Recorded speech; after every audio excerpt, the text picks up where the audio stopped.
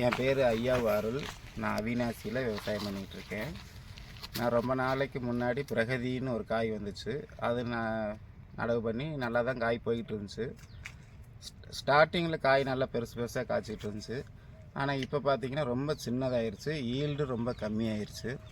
இப்போ செமினிஸ் கம்பெனிலேருந்து இந்த நடவு போடும்போது 1675 அது கொண்டு வந்து கொடுத்தாங்க.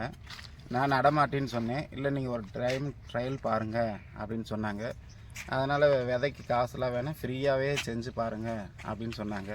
எனக்கு ஃப்ரீயாக வாங்கி நடுறதுக்கு கூட ஐடியா இல்லை. ஏன்னா ஃபெயிலியர் ஆகிடுச்சுன்னா என்ன பண்ணுறது அப்படின்னு சொல்லிவிட்டு நான் இந்த இதை நடமாட்டின்னு சொன்னேன்.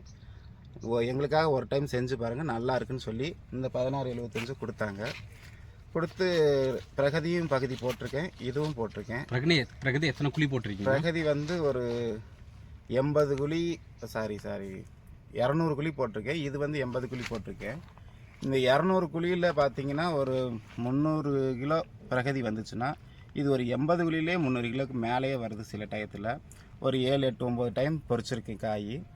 ஆனால் இன்றைக்கி பிரகதியில் வீடியோ எடுத்து கூட பாருங்கள், அதில் காயே கிடையாது. இது நேற்று பொறிச்ச காடு, நேற்று எல்லா காயுமே பொறிச்சாச்சு.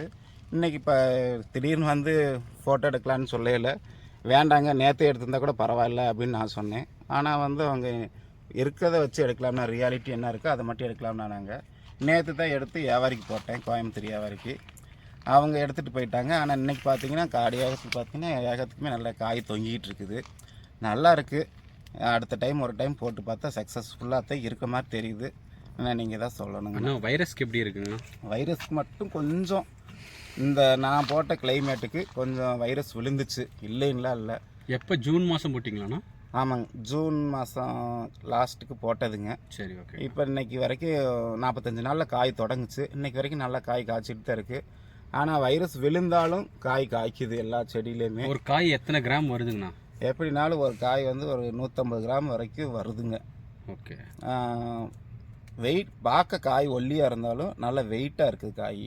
ஓகே. அதனால் எடைக்கு கொடுக்கறதுக்கு சௌகரியமாக இருக்குது. திருப்பூர் மார்க்கெட்டுக்கு உருப்படி கணக்கு கொடுக்கவும் சௌகரியமாக இருக்குது. வியாபாரி எப்படி பார்க்குறாங்கண்ணா, என்ன சொல்கிறாங்க? வியாபாரிலாம் நல்லா எடுத்துகிட்டு போகிறாங்க. ஓகே. பிரகதியில் கூட கொஞ்சம் முள் பழுக்கும், இதில் முள் பழுக்காதனால நல்லாவே இருக்குது இந்த காய். ஆனால் எத்தனை நாளைக்கு ஒரு டைம் காய் அறுக்குறீங்க? 4 நாள்லேருந்து 5 நாளைக்கு ஒருக்க காய் எடுக்கணும். ஓகே. விட்டோம்னா முள் பழுக்குதுங்களாண்ணா?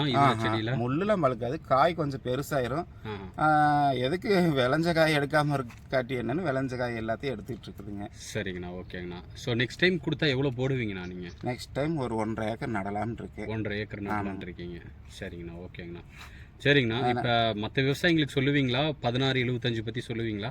கண்டிப்பாக 1675 பற்றி சொல்கிறேன். எனக்கு தெரிஞ்சு எல்லாரும் நடலாம், நல்லா காய் காய்க்குது.